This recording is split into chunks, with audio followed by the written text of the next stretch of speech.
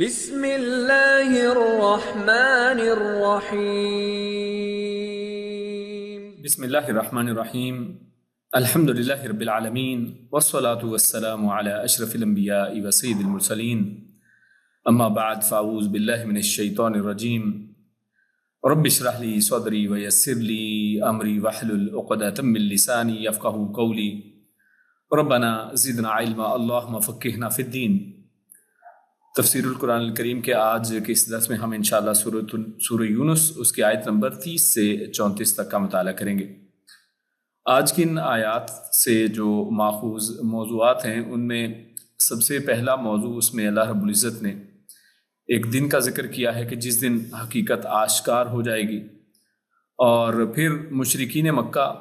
اور آج کے مسلمان کا ایک جو ہے تقابلی جائزہ ہمارے سامنے آئے گا، اور پھر اللہ رب العزت نے جو مشرکین کا رد کیا ہے،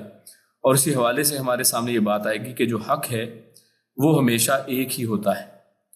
اور پھر آخر میں ہمارے سامنے ایک ایسی آیت ہے کہ جس میں اللہ رب العزت نے مشرکین سے کچھ سوالات کیے ہیں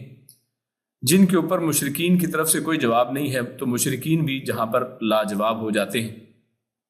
تو آج کے درس کا آغاز کرتے ہیں سب سے پہلے قرآن مجید کی ان آیات کی تلاوت اور اس کے لفظ بلفظ ترجمے سے۔ اعوذ باللہ من الشیطان الرجیم، ہنالک تبلو کل نفس ما اسلفت وردوا الی اللہ مولاہم الحق وضل عنہم ما كانوا یفترون قل من يرزقكم من السماء والأرض أم من يملك السمع والأبصار ومن يخرج الحي من الميت ويخرج الميت من الحي ومن يدبر الأمر فسيقولون الله فقل أفلا تتقون فذلكم الله ربكم الحق فماذا بعد الحق إلا الضلال فأنا تصرفون كذلك حقت كلمة ربك على الذين فسقوا أنهم لا يؤمنون قل هل من شركائكم من يبدأ الخلق ثم يعيده قل هل من شركائكم من يبدأ الخلق ثم يعيده قل اللہ یبدأ الخلق ثم یعیدہ فأنا تؤفکون۔ اللہ رب العزت نے ان آیات میں فرمایا کہ ہنالک تبلو کل نفس ما اسلفت۔ ہنالک یعنی یہیں سے، اور یہ یہیں کا جو معنی ہے یہاں پر ایک جگہ اور وقت دونوں کے اعتبار سے ہوتا ہے، یعنی اسی موقع پر تبلو جانچ لے گی، کلو نفسن ہر جانچ، تبلو یہ بلا یعنی جانچنے کے معنی میں، جان لینے کے معنی میں،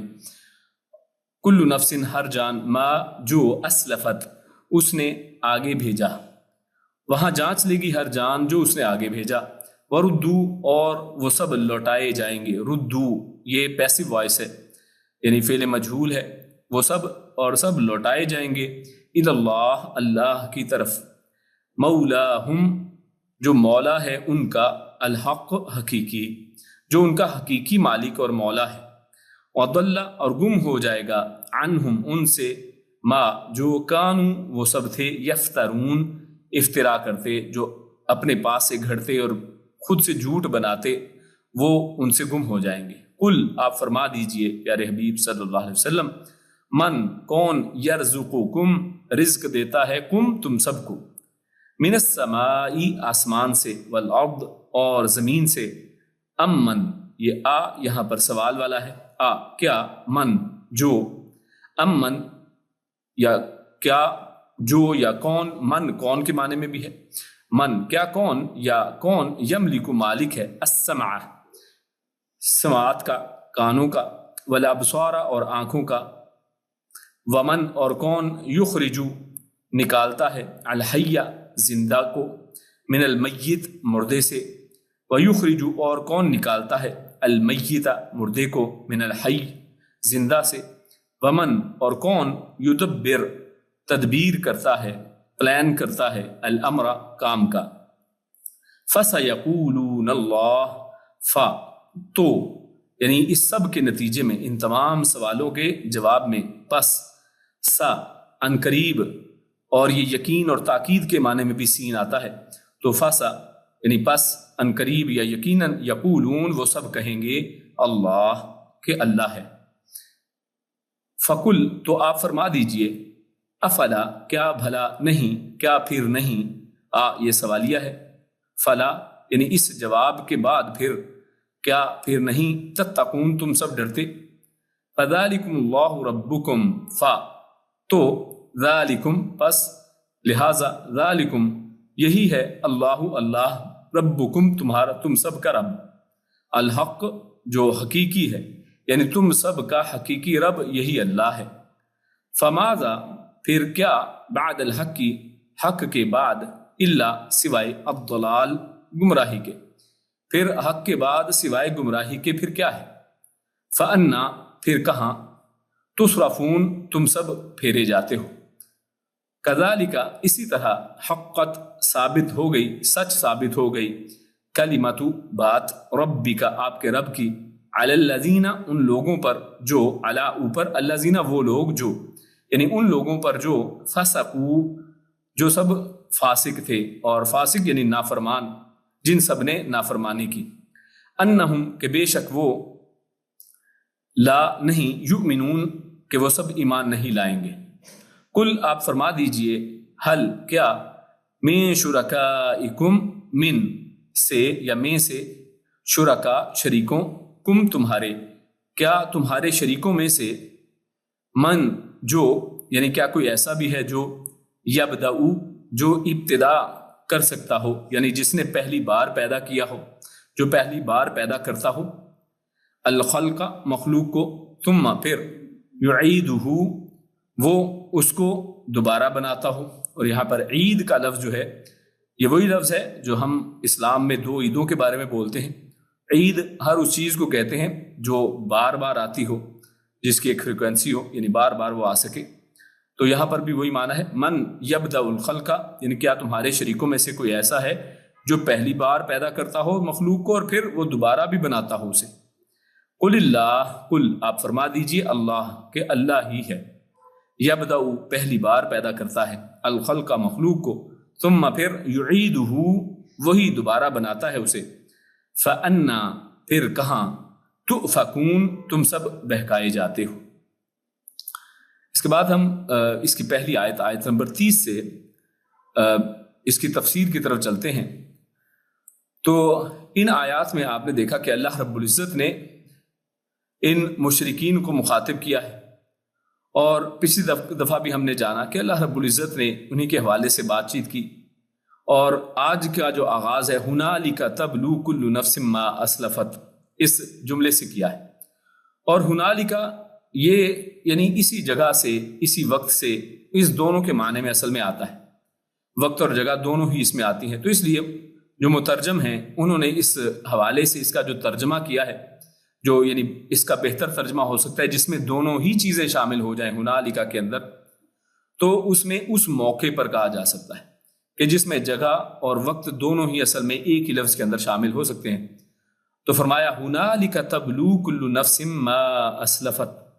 کہ یہ ایک موقع ایسا ہوگا کہ جب ہر جان جو ہے، کل نفس ہر جان، وہ جان جائے گی، خود اپنے آپ کو جانچ لے گی. اور یہ جو تبلو کا لفظ ہے، یہ بلا کے معنی میں، یعنی اس کا اصل بلا ہے، اور بلا یہ آزمائش کو، جانچنے کو کہتے ہیں. یعنی اس دن، قیامت والا دن جب ہوگا، جب اللہ رب العزت کے سامنے سب اور ان کے ہاتھ میں سب کچھ آ جائے گا، سب واضح ہو جائے گا، کھل جائے گی باتیں، تو اس وقت سب جان جائیں گے لوگ، سب ان کی اپنی آزمائش ان کے اپنے ہاتھوں سے ہو جائے گی، وہ خود ہی ہر چیز کو خود ہی انالیسس اس کا کر لیں گے، جانچ لیں گے اس کو. تو یہ تبلو کے اندر یہ سارے معنی اس کے انداز میں آ جاتے ہیں کہ ہر شخص اس دن، ایسا نہیں ہے کہ اس کو اس کا رزلٹ کارڈ اس کے ہاتھ میں دیا جائے تبھی اس کو پتہ چلے گا کہ آج میں جنتی ہوں یا جہنمی ہوں، بلکہ وہ ایک ایسا دن ہے کہ جس دن کوئی اپنے آپ کو دھوکے میں نہیں رکھ سکے گا، بلکہ اس دن ہر بندے کے اپنے اعمال، ما اسلفت، جو کچھ بھی اس نے آگے بھیجا ہوگا، جو کچھ بھی، اور اسلف یہ اصل میں سلف کا معنی ہم استعمال کرتے ہیں کہ اسلاف جو ہے جو پہلے گزر چکے، یعنی جو آپ نے کر کے پہلے بھیج چکے ہیں، جو آگے جا چکا ہے، تو یہ اس سے مراد ہے۔ تو انسان نے جو کچھ اپنے ہاتھوں سے کیا ہے، کر رکھا ہے، وہ سب تو اس کے سامنے جب موجود ہے تو اس کا صرف اس کو علم نہیں ہے، بلکہ تبلو یعنی وہ اس علم کی بنیاد پر اپنا فیصلہ اور اپنے حوالے سے اس کو پرکھ بھی لے گا، جانچ بھی لے گا، اپنے اعمال کا انالیسس خود ہی کر لے گا کہ آج میرا ٹھکانہ کیا بننے والا ہے، میرا نتیجہ کس انداز میں، کس وقت اور کس جگہ پر ہونے والا ہے، کیونکہ اس دن جو ہے اس کو پتہ چل گیا ہے کہ آج حق کیا ہے، حق اس کے سامنے بالکل واضح ہو گیا ہے۔ وَرُدُّوا إِلَى اللَّهِ مَوْلَاهُمُ الْحَقِّ، اور صرف ایسا نہیں کہ وہ خود اپنی جانچ خود کریں گے اور بس خود سے پھر اس کے بعد جنت یا جہنم میں چلے جائیں گے، نہیں، ایسا بھی نہیں۔ وَرُدُّوا، پھر ان کو لوٹایا جائے گا، وہ لوٹائے جائیں گے، یعنی وہ خود کیونکہ جانا تو نہیں چاہیں گے، کیونکہ اللہ کا سامنا اس دن پھر کوئی کر نہیں سکے گا۔ ہر شخص اللہ کے سامنے پھر اس دن جانے سے ڈرے گا، کیونکہ اللہ رب العزت اس دن فیصلے کرنے والے۔ اب حالانکہ اپنے آپ کو جانچ تو چکا ہے، پتہ تو چل چکا ہے کہ میرا حال، میرا حشر کیا ہونے والا ہے، لیکن اب اس کو لٹایا جائے گا، اس کو ہانکا جائے گا، جیسے قرآن مجید کے دیگر مقامات پر ہانکنے کا لفظ بھی آیا ہے۔ ان لوگوں کو بکریوں بھیڑوں کی طرح ہانک کر لے کر جایا جائے گا، تو یہ سب جو ہیں لوٹائے جائیں گے، خود جانا نہیں چاہیں گے۔ آج بھی دیکھیے نا کتنے لوگ ہیں جنہوں نے خصوصاً برے اعمال کیے ہوتے ہیں، اللہ کی طرف کوئی جانا ہی نہیں چاہتا ہے، لوگ چاہتے ہیں کہ ہم مرے ہی نہیں، لیکن اللہ رب العزت نے تو یہ نظام ایسا بنایا ہے کہ آخر کار لوٹایا ہی جائے گا، آپ اللہ کی طرف لوٹ کر ہی جائیں گے، اللہ، اللہ کی طرف۔ اور وہ اللہ کون ہے، آگے اللہ نے اس کا ایک بہترین ایک تعارف کروایا ہے، کیونکہ ہم نے پچھلے درس کے اندر جو آخری آیات تھیں ان میں ہم نے مشرکوں کا ایک ڈھونگ، ان کا ایک اپنا جواب جو انہوں نے گھڑ رکھا ہے، اس کو ہم نے جانا تھا، اس کو ہم نے پڑھا تھا، کہ جس میں اللہ رب العزت نے فرمایا کہ جب ان سے کہا جاتا ہے کہ تم یہ غیر اللہ کو کیوں پوجتے ہو، ان سے دعائیں کیوں کرتے ہو،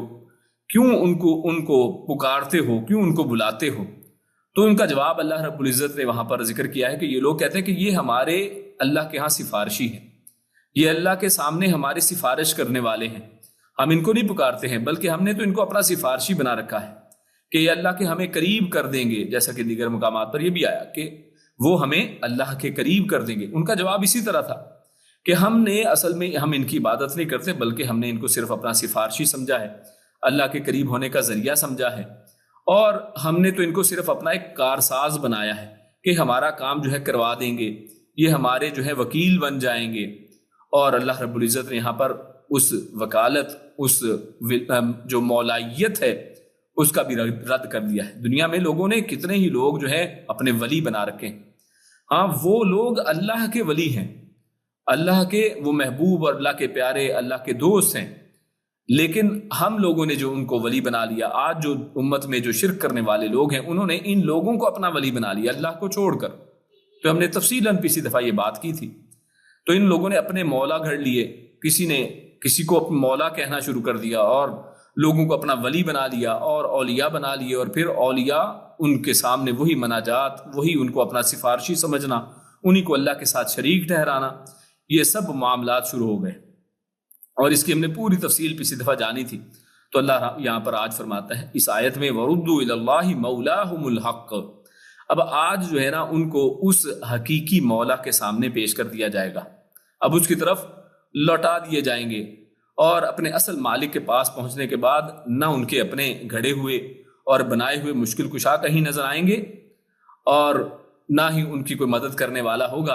اور آج حقیقی مالک کا انہیں پتہ چل جائے گا، حقیقی مالک کون ہے، حقیقی مولا کون ہے، کس کو ہمیں دنیا کے اندر مولا سمجھنا چاہیے تھا،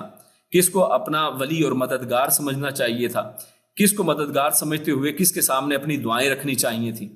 کس کے لیے منتیں مرادیں مانگنی چاہیے تھی۔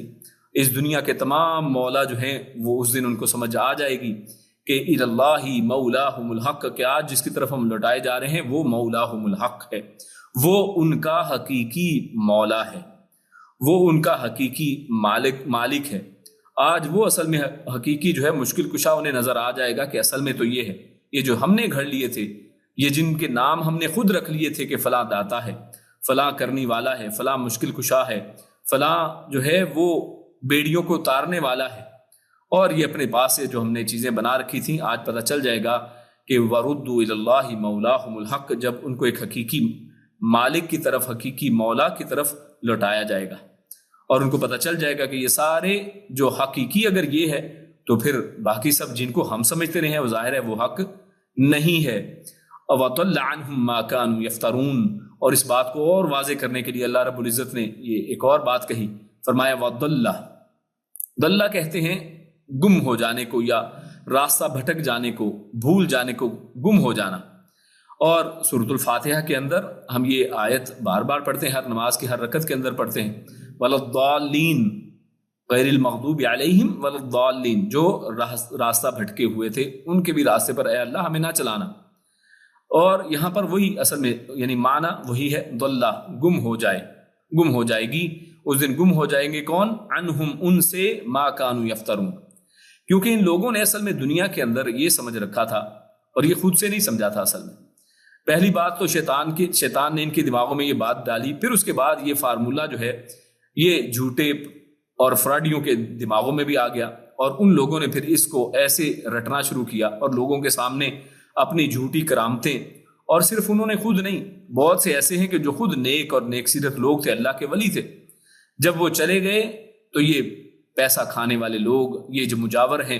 قبروں کے اوپر بیٹھنے والے، قبروں کو آباد کرنے والے اور ان قبروں کے اوپر بیٹھ کر پیسہ کمانے والے، ان لوگوں نے یہ گھڑ گھڑ کر افطرا باندھی، ان کے بارے میں اپنے پاس سے کتابیں لکھی، ان کے اندر اپنے پاس سے گھڑ کر کے فلاں جو ہے وہ یہ کر سکتے ہیں اور یہ کرنے والے ہیں اور تمہاری اس طرح مدد کر سکتے ہیں۔ ان سب کو اس مقام پر پہنچایا کہ انہوں نے یا تو ان لوگوں نے خود سے، یا پھر ان کے پیچھے بیٹھنے والے یہ مجاور لوگوں نے، جنہوں نے ان کی قبروں کے اوپر جو ہے اپنے کاروبار کو چلایا ہے۔ اور آج اللہ فرما رہا ہے کہ اس دن کیا ہوگا؟ وَضَلَّ عَنْهُمْ، وہ ان سے گم ہو جائے گا، جس کی افطرا باندھی ہوئی تھی، جس کے بارے میں ایک جھوٹ گڑ رکھا تھا کہ فلاں تو ایسا ہے۔ غور کیجیے، اللہ رب العزت نے یہاں پر کوئی اس انداز میں بات نہیں کی ہے کہ بڑے اس کو ڈھکے چھپے انداز سے بات کی جائے، بلکہ بالکل واضح اور بالکل کھلے انداز میں بات کی ہے کہ جو ان کو انہوں نے گھڑ رکھا تھا، یہ جن کا بھی نام لیا جائے، اور اس میں ما کانو ہے، یعنی جس کو بھی گھڑا گیا تھا۔ اب وہ صحابہ کرام میں سے علی رضی اللہ تعالیٰ عنہ ہوں،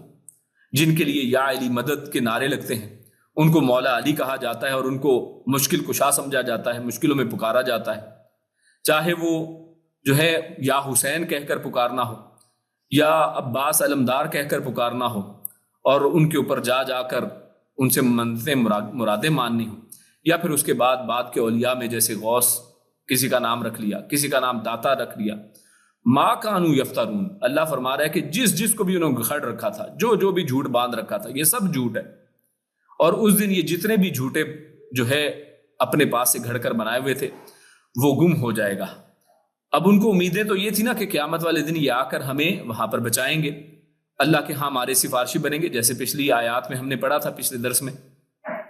آج وہ جو دعوے تھے، آج وہ جو خیال تھے، آج وہ جو وہم تھے، اصل میں تو خود جھوٹ بنایا تھا، تو وہ سب یعنی کچھ لوگوں نے تو بنایا تھا، کچھ بیچارے جو ہیں بھلے مانس لوگ جو ہیں، آج امت میں بہت سے لوگ ایسے ہیں کہ جو بیچارے صرف جہالت کی وجہ سے ان کے پیچھے چل رہے ہیں، ان کے اوپر بھی واضح ہو جائے گا کہ یہ سب جو جھوٹ تھا،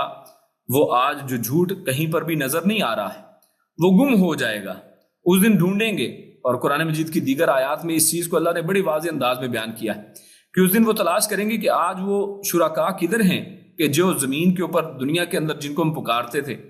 جن کے حوالے سے ہمیں اتنی سٹوریاں بتائی گئی تھیں، اتنی کہانیاں قصے ان کے حوالے سے گھڑے گئے تھے، جن کی امید اور سہارے پر ہم اللہ کے ساتھ ان کو شریک ٹھہراتے رہے، آج وہ کدھر ہیں؟ آج وہ ہمیں پل صراط سے پار کیوں نہیں کرواتے ہیں؟ آج وہ ہماری نصرت کیوں نہیں کرتے ہیں، مدد کیوں نہیں کرتے ہیں؟ آج وہ کدھر ہیں؟ اللہ فرماتے ہیں وَضَلَّ، آج گم ہو جائے گا جس کو بھی انہوں نے گھڑ رکھا تھا، جو بھی کوئی چیز تھی، سب گھڑی ہوئی چیزیں، سب گھڑے ہوئے لوگ، وہ آج گم ہو جائیں گے۔ نہ کوئی زبردستی سفارش کے ساتھ چھڑا لانے والا، جن کو آج کہتے ہیں کہ اللہ کا پکڑا چھڑائے محمد صلی اللہ علیہ وسلم، محمد کا پکڑا چھڑا کوئی نہیں سکتا۔ کیا آپ نے یہ شعر نہیں سنا ہوا ہے؟ پاکستان میں، ہمارے انڈو پاکستان میں یہ معروف اشعار ہے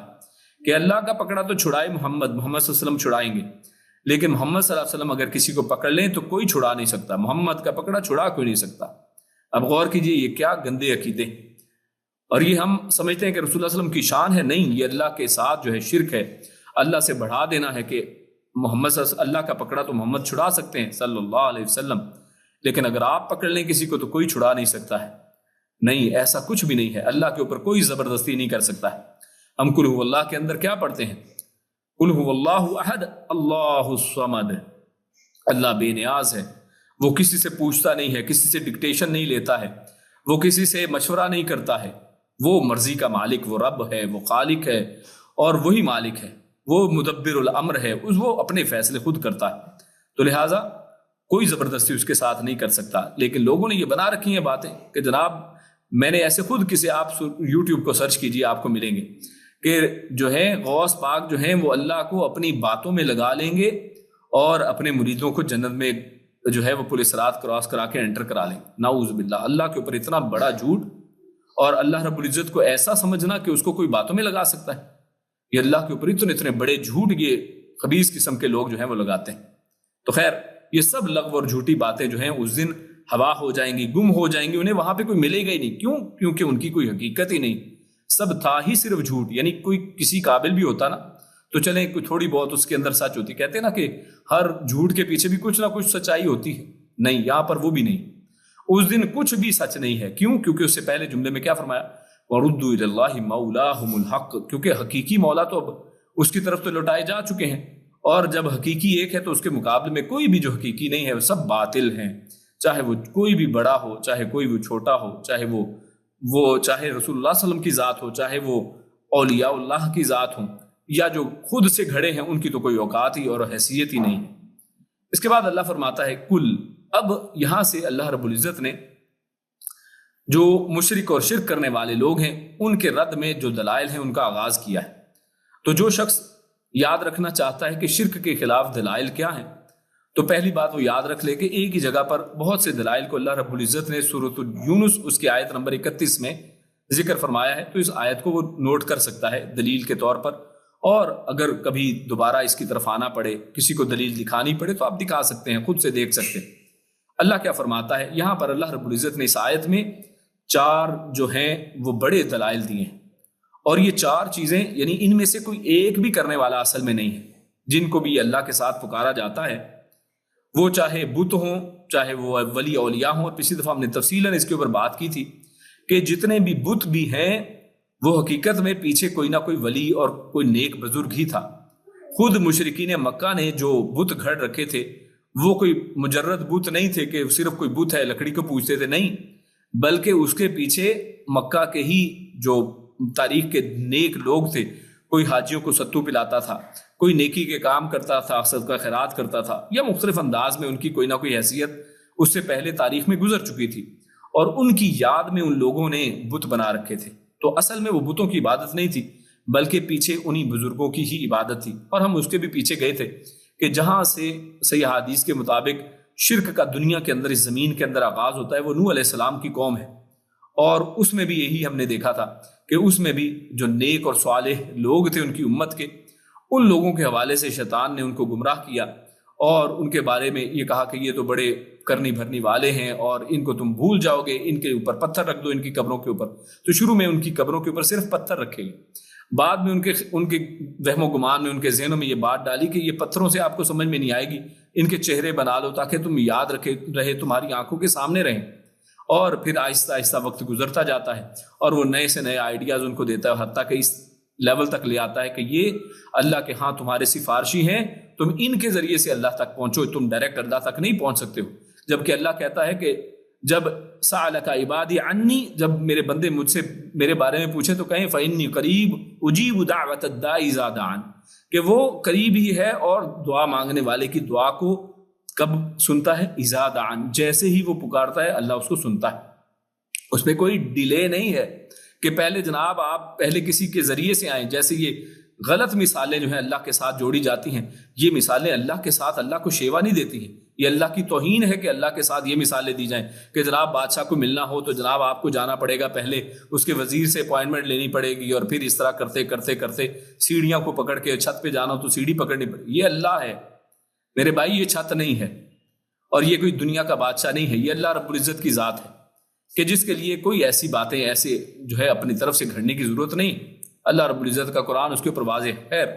یہاں پر اس آیت میں اللہ رب العزت نے اس شرک کے رد کے اوپر اور توحید کی دلیل کے طور پر 4 جو ہیں وہ اللہ رب العزت نے وہ دلائل پیش کیے ہیں، اور ان دلائل کا جب ہم مطالعہ کرتے ہیں اس آیت میں جیسے اللہ نے بیان فرمایا تو ہمارے سامنے یہ ہمیں پتہ چلتا ہے کہ یہ توحید کی جو ایک قسم ہے، توحید کو علماء نے قرآن و سنت کی روشنی میں وہ 3 قسموں میں تقسیم کیا ہے۔ توحید کو 3 قسموں میں تقسیم کیا جاتا ہے۔ ایک ہے توحید ربوبیت، تو خیر اگر اس کو میں تھوڑا اور ایکسپلین اگر اجازت دیں تو میں کرتا ہوں کہ توحید اصل میں کیا ہے کہ اللہ رب العزت کو ایک جاننا، اللہ رب العزت کو ایک جاننا، اس کے افعال میں، اس کی ربوبیت میں، اس کے ناموں میں، اس کے مختلف انداز میں، جو بھی اللہ کے سے ریلیشن، اللہ سے ریلیونٹ، اللہ کی نسبت سے چیزیں ہیں، ان میں اللہ کو اکیلا اور واحد سمجھنا کہ اس کے اندر اللہ کا کوئی شریک نہیں ہے، تو یہ توحید ہے آسان معنوں میں اگر اس کو سمجھا جائے تو یہ۔ اور اس توحید کے اندر اس کو اگر کیٹیگرائز کر لیا جائے تو اس کی 3 جو ہیں قسمیں بنتی ہیں۔ ان میں سے ایک ہے توحید ربوبیت، کہ رب ہونے کے معاملے میں اللہ کو ایک سمجھنا، ایک جاننا، اور اسی طرح ہے توحید الوہیت، کہ عبادت کے اندر اللہ کو الہ ماننے میں اکیلے اللہ کو الہ ماننا، اس کے علاوہ کسی اور کو الہ نہ ماننا، کسی اور کو عبادت کے اندر اللہ کا شریک نہ ٹھہرانا، یعنی نہ دعا میں، نہ نماز میں، نہ روزے میں، نہ زکوٰۃ میں، نہ صدقہ خیرات میں اللہ کے علاوہ کسی اور کے لیے یہ عمل نہ کرنا، یہ توحید الوہیت ہے۔ اور تیسری ہے توحید اسماء و صفات، کہ اللہ کے جو نام ہیں ان کے لائق صرف اللہ کی ذات ہے، اس میں کوئی اور شریک نہیں ہے، اور اسی طرح جو اللہ کی صفات ہیں وہ بھی خاص اللہ کے لیے ہیں، اللہ کے علاوہ کسی اور کے وہ لائق نہیں ہیں۔ تو یہ توحید کی 3 قسمیں ہیں، اور اس آیت کے اندر اللہ رب العزت نے توحید ربوبیت کے دلائل دیے کہ رب ہونے میں اللہ ہی صرف اکیلا ہے، اللہ کے علاوہ کوئی رب ہو نہیں سکتا ہے اور نہ ہے۔ اور اس آیت میں جو سب سے پہلی دلیل توحید ربوبیت کی دی گئی ہے وہ ہے من یرزقکم من السماء۔ اچھا، اس سے بھی پہلے اگر دیکھیے تو کل سے اس کا آغاز ہے، یعنی اے پیارے حبیب صلی اللہ علیہ وسلم آپ کہہ دیجئے، یعنی یہ ایک امر ہے، رسول اللہ صلی اللہ علیہ وسلم کو اللہ رب العزت حکم فرما رہے ہیں کہ آپ ان مشرکین سے، ان کافروں سے آپ ان کو یہ کہیے اور ان سے ایک سوال کیجئے۔ یہ سوال کا ایک انداز ہے کہ من کون ہے، یرزقکم جو تم سب کو رزق دیتا ہے، من السماء والارض آسمانوں سے اور زمین سے۔ تو یہ پہلا سوال کیا ہے، یعنی بعض اوقات کوئی دلیل دینے کا یہ بھی انداز ہوتا ہے، تو اس میں ایک داعی کے لیے وہ انداز بھی سکھایا گیا ہے کہ جب دعوت دینی ہو دین کی، توحید کی دعوت دینی ہو تو کس انداز سے دی جا سکتی ہے، تو اس میں سوال کر کے، سوال کے انداز میں بھی توحید کے دلائل دیے جا سکتے ہیں۔ تو اللہ رب العزت نے سوال کیا ہے، رسول اللہ صلی اللہ علیہ وسلم کے ذریعے سے سوال کروایا ہے کہ آپ ان سے پوچھیں۔ تو اس کے بعد امت کے جو علماء ہیں، داعیین ہیں، ان سب کے لیے بھی یہ جو ایک طریقہ کار ہے وہ ایک مسنون ہے کہ آپ سوال کے ذریعے سے کسی کو دعوت دے سکتے ہیں، اور یہاں پر سوال کر کے ان لوگوں کو سوچنے پر مجبور اصل میں کیا جا رہا ہے کہ جو شخص بھی شرک میں ملوث ہے تو وہ شخص ذرا خود سے سوچے کہ من یرزقکم من السماء والارض، کہ آسمانوں اور زمین سے تمہیں رزق کون دیتا ہے۔ یہ پہلا سوال سوچنے والوں کے لیے، سمجھنے والوں کے لیے، جو عقل کرنے والے ہیں ان کے لیے یہ سوال ہے کہ کیا انسان اگر غور و فکر کرے تو آسمانوں سے جو کچھ برستا ہے یا زمین سے ہم جو کچھ رزق کے طور پر نکالتے ہیں تو وہ کون دیتا ہے؟ اس زمین کے اندر اس رزق کو کس نے رکھا ہے؟ بیج کو ہم جب ڈالتے ہیں تو اس بیج کو پیدا کرنے والا، اس بیج سے درخت نکالنے والا، پودے نکالنے والا، اور رزق کے اندر صرف یہ کھانے پینے کی چیزیں نہیں ہیں، عموماً رزق کا معنی کھانے پینے کے انداز میں کیا جاتا ہے۔ اللہ رب العزت کی ہر نعمت کو رزق کے اندر جو ہے علماء نے شمار کیا ہے۔ اولاد وہ بھی رزق ہے، آپ کا مال و دولت وہ بھی رزق ہے، انسان کو جو یہ سانس لینے کے لیے آکسیجن ملتی ہے، زمین کے اندر سے نباتات اگتی ہیں، زمین کے اندر سے انسان جو ہے مختلف معدنیات نکالتا ہے، نمک نکالتا ہے، کھانے پینے کی چیزیں نکالتا ہے، اپنے استعمال کی چیزیں نکالتا ہے، سب اللہ کی طرف سے رزق ہے۔ اسی طرح آسمان سے اللہ نے لوہا اتارا ہے، قرآن مجید میں اس کا ذکر ہے کہ اللہ نے آسمان سے لوہے کو اتارا ہے۔ ہم اس سے آج غور کیجئے کتنی ہی چیزوں کا انحصار اسی لوہے کے اوپر ہے کہ اس کے ذریعے سے انسان اسلحہ بھی بناتا ہے، اسی کے ذریعے سے ہمارے کھانے پینے کے برتن ہیں اور ہر چلنے پھرنے کی چیزیں، اور آج گاڑیاں اور راکٹ، ہر چیز اس کے اندر لوہا اور اس سے ملتی جلتی دیگر جو دھاتیں ہیں ان کا استعمال ہے۔ تو جو آسمان سے اسی طرح پانی برستا ہے، آسمان سے انسان کو روشنی ملتی ہے جس سے وٹامن ڈی حاصل ہوتا ہے، آسمان سے انسان کو یہ سولر لائٹ ملتی ہے جس کے ذریعے سے ہم بجلی پیدا کرتے ہیں، اور بے شمار ایسی چیزیں ہیں جن کا علم ہے اور بے شمار ایسی ہیں کہ جن کا ہمیں علم ہی نہیں۔ تو یہ بہت سی ایسی چیزیں جن کو اللہ رب العزت نے اس جملے میں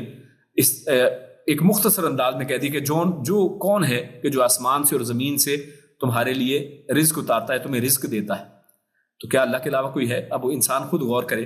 کہ ان میں سے کوئی ایک بھی چیز اللہ کے علاوہ کسی اور نے رزق کے طور پر ہمیں دی ہے؟ اگر کوئی دیتا بھی ہے نا تو ہم سے پیسے مانگتا ہے، ہم اسے جا کے ایک روٹی بھی دیں نا تو ہمیں اس کو پیسے دینے پڑتے ہیں۔ اللہ رب العزت نے ہر چیز ہمارے بن مانگے ہمیں اس نے اس کو جانا، اس کو پتا ہے کہ یہ ہماری ضرورت کی ہے، اللہ نے ہماری ضرورت کے لیے پہلے سے سامان میسر کر دیا۔ سبحان اللہ، اللہ اکبر۔ یہ اتنی بڑی بات ہے، اس کو انسان سمجھے کہ ہمارے مانگے بغیر اللہ رب العزت نے تمام رزق آسمان و زمین سے ہمارے لیے تیار کر رکھا ہے۔ اس دنیا میں انسان کو بھیجنے سے پہلے اللہ نے یہ سارا انتظام کر رکھا ہے۔ کون ہے اس کو اتارنے والا؟ جب انسان دنیا میں تھا ہی نہیں، اللہ نے تب سے جب یہ سارا سلسلہ اور سب یہ رزق جو ہے یہ اس کا آغاز اور اس کا انتظام کر رکھا ہے، تو پھر دنیا میں بعد میں آنے والا شخص کیسے یہ دعویٰ کر سکتا ہے کہ میرا رزق دینے والا یہ ہے، مجھے اولاد یہ دیتا ہے؟ اولاد رزق ہے کہ نہیں؟ تو کوئی کیسے کہہ سکتا ہے کہ اولاد دینے والا فلاں؟ تو بھائی پہلے شخص کو اولاد کس نے دی تھی؟ اس وقت تو یہ بندہ پیدا بھی نہیں ہوا تھا، تو اس وقت اولاد کون دیتا تھا؟ یہ کوئی کشتیاں جو ہیں اس وقت کون جو ہے وہ ڈوبی ہوئی کشتیوں کو تارتا تھا؟ کون ہے جو ہواؤں کو، جناب ہواؤں کے اوپر انتظام کس کا تھا؟ تو اللہ کے علاوہ کوئی اور تھا؟ تو آسمان و زمین سے جو کچھ رزق ہے نا وہ صرف اللہ۔ تو یہ ایک سوال، ایسا سوال کیا ہے کہ جس کا غور کیجیے کوئی جواب ہے کہ اس کے جواب میں کہیں کہ نہیں جناب فلاں ایک شخص میں جانتا ہوں، بزرگ ہیں اور آسمان و زمین سے رزق دینے میں ان کا بھی کوئی کردار ہے۔ اور یہاں پر مزے کی بات تو یہ کہ ایک بھی چیز ہوتی نا تو کوئی کہتا ہے ایک دعوے دار کھڑا ہو جائے، 4 دعوے ہیں یہاں پر، 4 ہیں، اور ان 4 کے اوپر پورا اترنا مشکل ہی نہیں، ناممکن ہے۔ تو دوسرا دعویٰ اللہ رب العزت کا دوسرا سوال، امن یملک السمع والابصار، کہ کون ہے جو مالک ہے سمع و بصر کا، کانوں کا اور آنکھوں کا۔ تو کان اور آنکھ یہ تو دو ایک علامتی طور پر اللہ رب العزت یہاں پر حواس میں سے 2 کا ذکر کیا ہے، ورنہ حواس 5 ہیں،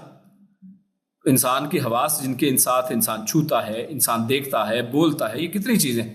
لیکن ان میں سب سے زیادہ اہم آپ کہہ لیں کہ جس وجہ سے اللہ رب العزت نے ان کا یہاں پر ذکر کیا ہے وہ سمع و بصر ہے، کہ جو انسان کے علم کا ذریعہ بنتے ہیں۔ انسان سنتا ہے اور دیکھتا ہے تو اس سے انسان بہت زیادہ معلومات جو حاصل کرتا ہے انہی 2 ذریعوں سے کر لیتا ہے۔ تو اللہ فرماتا ہے یہ دونوں کس کے قبضے میں ہے؟ یعنی اگر تمہیں کوئی زوم ہے نا کہ یہ سارا تمہارا علم ہے، اور جیسے کہ قارون کو یہ زوم تھا، اللہ رب العزت نے سورۃ القصص کے اندر اس کو وضاحت کیا ہے، قارون نے یہ کہا کہ ھذا من عند علم، یہ میرے علم کی وجہ سے مجھے ملا ہے۔ تو تمہیں بھیا یہ جو علم ملا ہے وہ کیسے ملا ہے؟ سمع و بصر کے ذریعے سے، اور وہ سمع و بصر کا مالک کون ہے؟ وہ تو اللہ رب العزت کی ذات ہے۔ تو یہ دونوں کس کے قبضے میں ہیں کہ اگر چاہے تو چھین کر اندھا اور بہرا کر دے، پھر کیا کرو گے؟ اگر انسان سن نہ سکتا ہو، انسان اگر دیکھ نہ سکتا ہو، تو انسان کے پاس علم حاصل کرنے کے لیے کیا باقی بچتا ہے؟ یعنی باقی جو ہے وہ سیکنڈری ان کے بعد ہے کہ انسان چھو کر کچھ نہ کچھ محسوس کر لے، لیکن اگر اس کا نام سن نہ سکتا ہو تو اس کو پتہ نہیں چلے گا، صرف چھوئے گا بس، اس سے زیادہ کچھ نہیں ہے۔ دیکھ نہ سکتا، اندھا ہو، بہرا ہو، تو اس کے لیے یہ معلومات اور دنیا کا فہم وہ ایک ناممکن کی حیثیت رکھتا ہے۔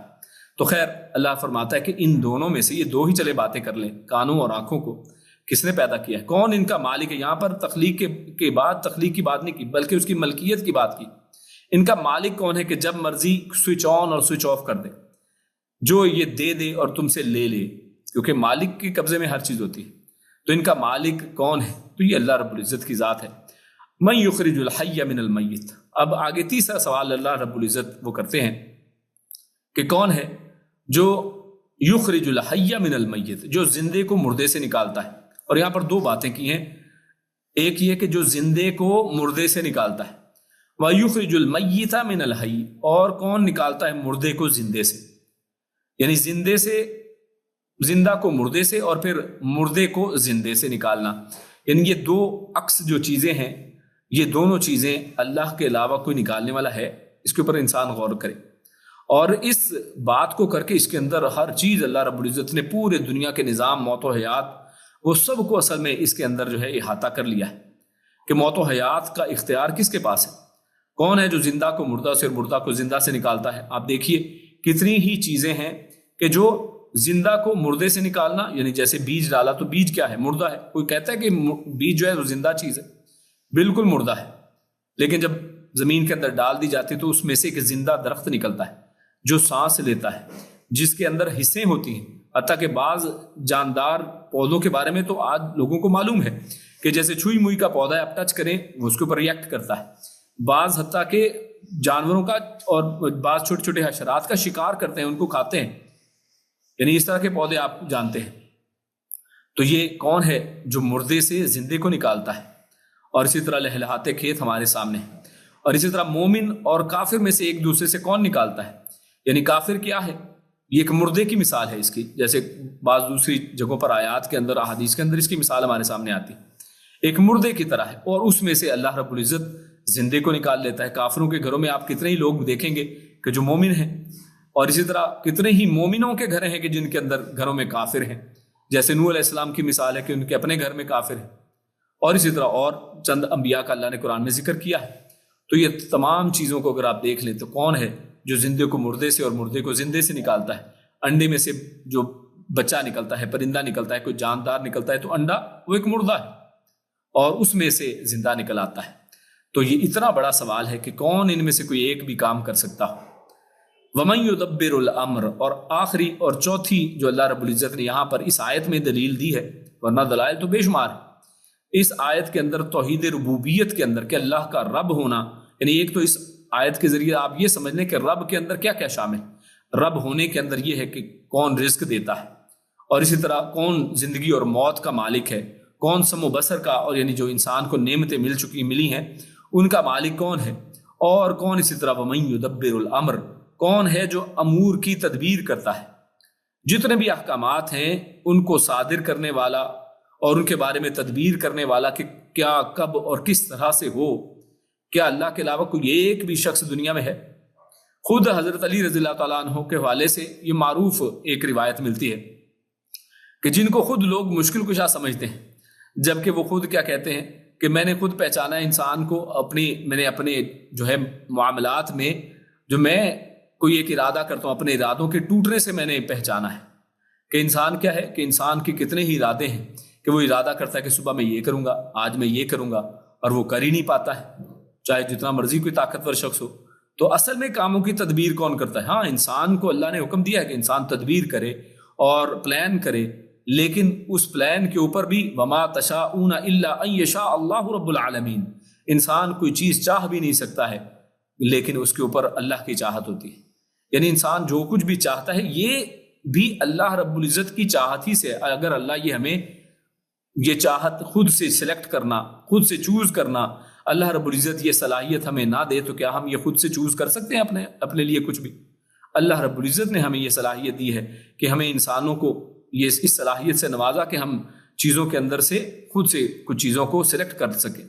چیزوں کو ہم خود جو ہے اپنے لیے چن سکیں، تو یہ بھی اللہ کی طرف سے۔ تو یہ تمام تدبیریں ہیں، کون کب مرے گا، کب زندہ ہوگا، اور کون جو ہے وہ نیک ہوگا، بد ہوگا، یہ تمام چیزیں، اور کس کو کب مارنا ہے، کون سا وقت مقرر ہے اس کے لیے، حتیٰ کہ بارش کب ہوگی، ایک ایک بوند نے کس کس جگہ پر گرنا ہے، اس سب کی تدبیر یہ کرنے والے کی ذات جو ہے وہ اللہ رب العزت کی ذات ہے۔ پوری کائنات کے ہر معاملے کی تدبیر صرف اللہ کرتا ہے، اس کے علاوہ کوئی نہیں کر سکتا۔ تو ایک بہت بڑا سوال ہے کہ کون ہے کہ جو خود تدبیر کے تحت چلتا ہے، یا کون ہے جو خود تدبیر کرتا ہے؟ تو یقیناً وہ ذات اللہ رب العزت کی ذات ہے۔ اور ان چار دلائل کے بعد، کیونکہ غور کیجئے شروع میں کیا تھا، کل آپ ذرا پوچھیں، آپ ان سے سوال کریں۔ جب رسول اللہ صلی اللہ علیہ وسلم اگر یہ سوال کریں ان سے تو اس کے اوپر جواب کیا ہونے والا ہے؟ اللہ نے وہ جواب بھی خود ہی بتا دیا ہے کہ یہ مشرکین مکہ سے اگر آپ یہ چیزیں پوچھیں گے نا تو آپ کو یہ جواب دیں گے۔ وہ کیا ہے جواب؟ اللہ نے خود ذکر فرمایا فَسَيَقُولُونَ اللَّهُ، اور یہاں پر یہ جو میں نے پہلے بھی ذکر کیا تھا، یہ سین جو ہے یہ جو ہے تاکید کے لیے ہے، یعنی یقیناً وہ کہیں گے، اور فا یہ فائدے کے لیے، یعنی اس سب جو پیچھے ذکر ہوا، یہ چار دلائل جو پیش کیے گئے، ان کا نتیجہ یہ ہے کہ اس کے نتیجے میں وہ یہ کہنے پر مجبور ہوں گے، وہ یہی کہیں گے، کیا یقولون، وہ یہی کہیں گے، ان کا جواب یہی ہوگا کہ وہ اللہ ہے۔ یعنی جو یہ کام کر سکتا ہے وہ کون ہے؟ وہ اللہ ہے۔ اب یہاں پر غور کیجئے، یہاں پر ہم نے اس سلائیڈ کے اوپر اس آیت کے حوالے سے جو ٹائٹل باندھا ہے وہ ہے مشرکین مکہ اور آج کا مسلمان۔ اور یہ ٹائٹل کیوں باندھا گیا ہے کہ آپ غور کیجئے کہ یہ چار جو دلائل اللہ رب العزت نے دیے ہیں ان کے اوپر اللہ رب العزت نے خود رسول اللہ صلی اللہ علیہ وسلم کی زبانی ہمیں اور قرآن مجید کے ذریعے سے یہ جواب پہنچا دیا کہ یہ مشرکین مکہ سے اگر آپ سوال کریں، کیونکہ جو اول مخاطب ہیں وہ تو مشرکین مکہ ہی ہیں، اگر ان سے آپ اگر یہ سوال کریں تو ان کا جواب کیا ہوگا کہ یہ سارے کام سوائے اللہ کے کوئی نہیں کرتا، وہ تو اللہ ہے جو یہ کام کرتا ہے، جو رزق دیتا ہے آسمانوں سے زمین سے، جو سم و بصر کا مالک ہے، جو زندے کو مردے سے، مردے کو زندے سے نکالتا ہے، اور جو تدبیر کرتا ہے تمام امور کی، وہ کون ہے؟ وہ اللہ ہے۔ یہ کن کا جواب ہے؟ یہ مشرکین مکہ کا جواب ہے۔ لیکن اگر آپ ذرا غور کیجئے نا، آج یہی سوال آپ مسلمانوں کو کریں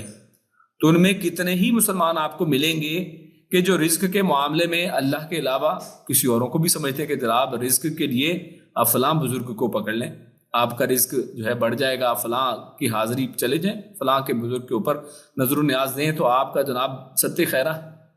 اسی طرح سم و بصر کے اندر،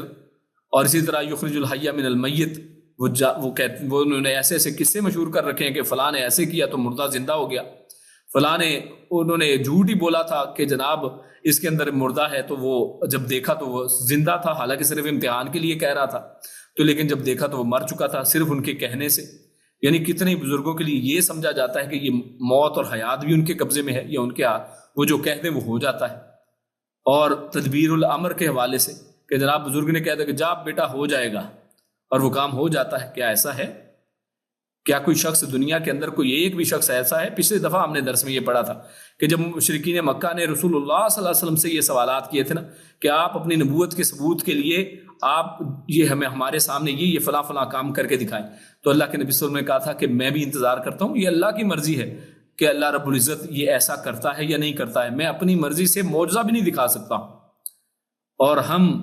ہمارے مسلمان بھائی، مسلمان کہلوانے والے اپنے آپ کو،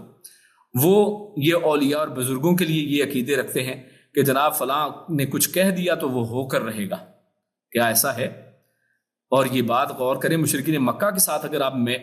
ان کو کہہ لیں تقابلی ان کا جائزہ لے کے دیکھیں تو آپ کے سامنے آئے گی کہ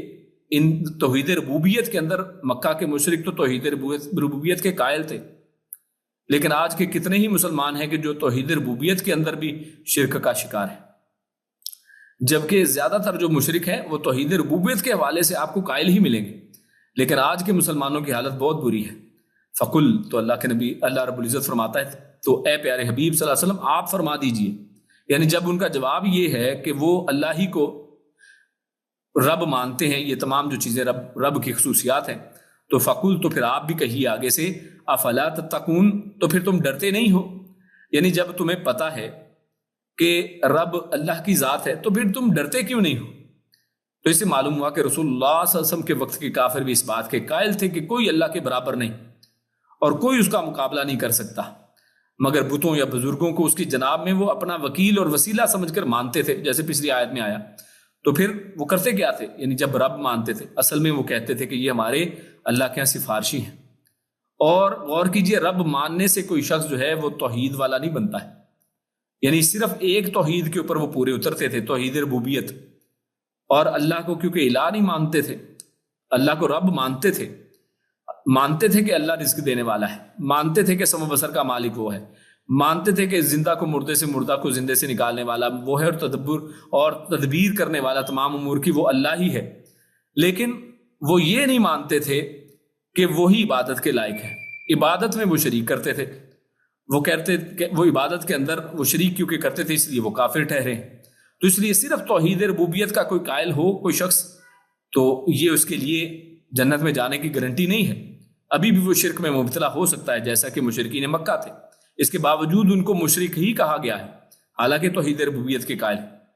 اب بھی جو کوئی کسی مخلوق کے لیے عالم میں تصرف ثابت کرے، کوئی سمجھے کہ مخلوقات میں سے کوئی بھی عالم میں تصرف کر سکتا ہے، عالم اس کے کہنے پر چلتا ہے، اس میں ہیر پھیر بدل وہ کر سکتا ہے اپنے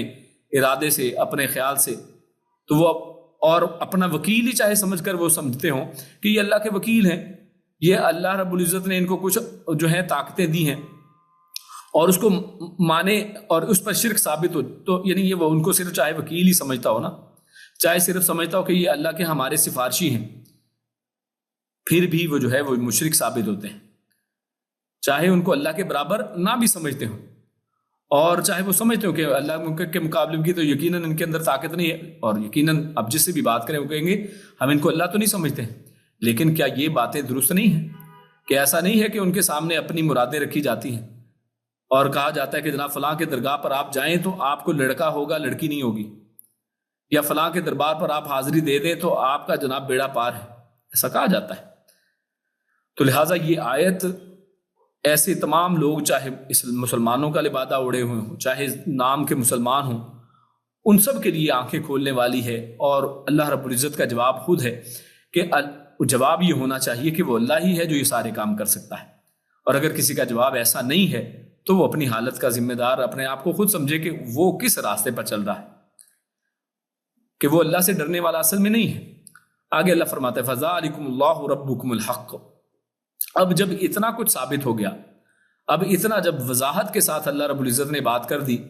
تو اللہ رب العزت پھر فرماتا ہے فَذَلِكُمُ اللَّهُ، فا یہ بھی نتیجے کے لیے اور لہٰذا کے معنی میں یا پس کے معنی میں آتا ہے کہ جب یہ ساری چیزیں سمجھ میں آ گئیں تو فا ذالکم اللہ، یہی ہے اللہ تمہارا، ربکم تمہارا رب، یعنی جو رب ہے تمہارا وہی تمہارا اللہ ہے۔ اسے پتہ چلا کہ رب یہ ایک الگ صفت ہے اور اللہ یہ ایک الگ صفت ہے۔ رب کے اندر وہ صفات ہیں جو پچھلی آیت کے اندر آئیں، اور اللہ یعنی عبادت کے لائق جو ہو، الہ جو ہو تمہارا، یعنی جب رب وہ ہے تو تمہارا الہ ہونے کا لائق بھی وہی ہے، یہ مطلب ہے اس کا۔ فَذَلِكُمُ اللَّهُ رَبُّكُمْ، لہذا تمہیں جان لینا چاہیے کہ جس کو تم اپنا رب سمجھتے ہو نا، یہی تمہارا الہ بھی ہے۔ یعنی ایسا نہیں ہے کہ رب تو تم اللہ کو سمجھو لیکن عبادت کسی اور کی کرو، یہ پھر کیسے ہو سکتا ہے؟ اور آپ غور کیجئے کہ انسان سمجھتے کہ نہیں ہم تو ان کی عبادت نہیں کرتے ہیں، آج مسلمان بھی یہی کہتے ہیں جواب میں، اور وہ کہتے ہیں نہیں ہم تو صرف ان کے حضور گئے ہیں کہ یہ ہماری بات سن کے اللہ تک پہنچا دیں۔ اور بھائی یہاں سے تو گڑبڑ شروع ہوئی ہے۔ اور رسول اللہ صلی اللہ علیہ وسلم نے فرمایا کہ الدعاء هو العبادہ، یہ دعا ہی تو عبادت ہے۔ تو تم نے جب ان سے دعا کی ہے نا، چاہے یہی کہہ کر کے جناب آگے پہنچا دیں، تو یہ دعا جب غیر اللہ سے آپ نے کی ہے اور کی بھی اس سے کہ جو سن نہیں سکتا ہے، اللہ رب العزت نے قرآن مجید میں ارشاد فرمایا کہ اے پیارے حبیب صلی اللہ علیہ وسلم، اب کن کو فرما رہے ہیں؟ اللہ کے نبی صلی اللہ علیہ وسلم کو۔ اور ہمارا یہ عقیدہ ہے کہ رسول اللہ صلی اللہ علیہ وسلم سے بڑھ کر مخلوقات میں کوئی اور ذات نہیں ہے۔ سب سے مقام و مرتبہ کے اندر اعلیٰ و عرفہ جو ہے رسول اللہ صلی اللہ علیہ وسلم کی ذات ہے مخلوقات کے اندر۔ تو جب اللہ کے رسول صلی اللہ علیہ وسلم کے حوالے سے اللہ فرماتا ہے کہ پیارے حبیب صلی اللہ علیہ وسلم آپ بھی ان مردوں کو نہیں سنا سکتے، اور نہ ہی آپ اس کو سنا سکتے ہیں جو بہرا ہو اور جب وہ منہ موڑ لے، یعنی اس کا منہ دوسری طرف ہے اور وہ بہرا ہے، تو آپ اس کو بلائیں تو وہ آواز سن سکتا ہے؟ نہیں سن سکتا۔ اور اسی طرح جو مردے ہیں، مردوں کے ساتھ غور کیجیے، اس کا دلیل دی، یعنی جس طرح وہ بہرا شخص جب اس کا منہ دوسری طرف ہو جائے آپ آوازیں دیتے رہیں جتنی مرضی، وہ نہیں سن سکتا، اسی طرح جو مردہ ہے جو قبروں میں جا چکے، آپ پیارے حبیب صلی اللہ علیہ وسلم آپ ان کو نہیں سنا سکتے۔ تو میرے بھائی جب رسول اللہ صلی اللہ علیہ وسلم کی بات یہ مردوں کو اللہ کے نبی بھی اپنی بات نہیں سنا سکتے، تو ہم یہ عقیدہ کیسے رکھتے ہیں کہ یہ مردے سنتے ہیں؟ تو اسی وجہ سے امام ابن تیمیہ رحمہ اللہ نے انہوں نے کہا کہ یہ جو مردوں کا سننا ہے نا، سماع معطا، کہ یہ عقیدہ رکھنا کہ مردے سنتے ہیں، یہ اصل میں شرک کا چور دروازہ ہے۔ یعنی شرک شروع ہی اصل میں اس چور دروازے سے ہوتا ہے، جب یہ پہلے عقیدہ رکھ لیا جاتا ہے کہ مردہ سنتا ہے۔ تو جب یہ عقیدہ رکھ لیتے ہیں تو پھر مردے کو سناتے ہیں، پھر ہم کہتے ہیں کہ جناب ہمارا یہ کام کرو، وہ کرو اور یہ کرو۔ اور جب اسی کو انسان سمجھ لے کہ یہ مردے سنتے نہیں ہیں، تو جب وہ سنتے نہیں ہیں تو پھر ان کے پاس جا کر ان سے دعائیں کرنے کا کیا فائدہ؟ ہاں اگر وہ نیک تھے، اگر انہوں نے کوئی ہدایت کی باتیں کی، اس کے اوپر آپ عمل کریں، انہوں نے کر کے دکھایا کہ انسان عمل کر سکتا ہے اللہ کی توحید کے اوپر، تو آپ بھی ویسے ہی عمل کرتے رہیں، ان کی کتابیں، ان کے اقوال و زرین، ان کے اوپر عمل کریں، ان کو سمجھیں، اور اس میں کوئی حرج والی بات نہیں ہے۔ لیکن اگر انسان یہ سمجھے کہ یہ مردے سنتے ہیں تو لہٰذا وہ ایک ایسے راستے پر چلا ہے جو باطل ہے۔ اور اللہ رب العزت فرماتا ہے فَذَلِكُمُ اللَّهُ رَبُّكُمُ الْحَقُّ، یہ جو تمہارا رب ہے، ربکم تم سب کا رب، وہ اللہ ہے۔ تمہارا رب جو ہے جس کو تم رب مانتے ہو، تو پھر اللہ بھی وہی ہے۔ پھر عبادت کے لائق بھی وہی ہے، اور ربکم الحق، اور دوسری بات یہ کہ تمہارا اصلی حق، اصلی جو سچا معبود تمہارا رب ہے وہ اللہ رب العزت کی ذات ہی ہے۔ تم نے جن کو باطل یعنی اس کے علاوہ جتنے بھی ہیں جو باطل ظاہر ٹھہریں گے، کیونکہ حق جو ہے وہ تو اللہ کی ذات ہے، اور اللہ رب العزت نے سورۃ الحج اس کی آیت نمبر 62 میں اللہ رب العزت ارشاد فرماتا ہے ذالک بأن اللہ هو الحق وأن ما يدعون من دونه هو الباطل۔ اور یہ جو آیت ہے، اس آیت کو کلمہ طیبہ لا الہ الا اللہ، اس کا جو پہلی شہادت ہے، اس کے معنی اور مفہوم کے طور پر پیش کیا جاتا ہے۔ عقیدے کی کتابوں میں اس کو اس کا معنی کے طور پر لکھا ہے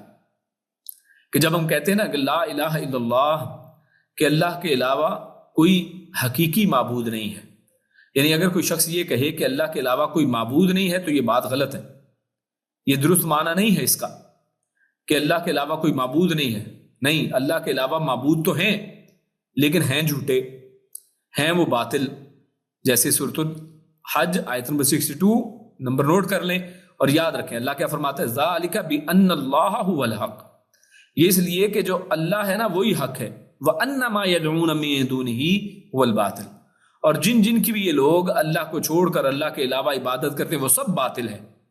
یعنی اس کا مطلب ہے اللہ کو چھوڑ کر عبادت اور دعا تو کی جاتی ہے غیر اللہ سے، لیکن ہے وہ باطل، یعنی دعا بھی لائق نہیں ہے۔ آیت میں یہ بھی پتہ چلا ما یدعون من دونہ، جس کو بھی اللہ کے علاوہ دعا کی جاتی ہے وہ سب باطل ہے۔ اب وہ جن میں کوئی سب باتیں، اس میں رسول اللہ صلی اللہ علیہ وسلم کی ذات سے لے کر ایک ادنا سے ادنا جو کوئی